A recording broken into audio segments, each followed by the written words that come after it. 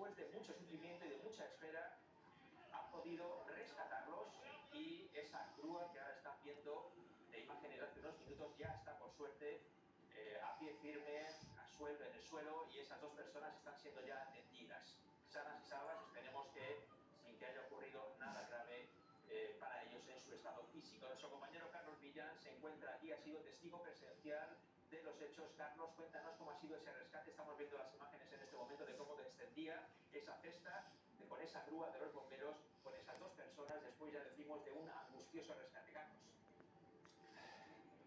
Sí, ha sido un rescate angustioso porque desde aquí hemos visto numerosas intentonas para tratar de hacerlo. Han tratado de lograrlo con las... La imatge en directe del que està passant ara mateix, quan falten 6 minuts per les 9 del vespre, del que passa al barri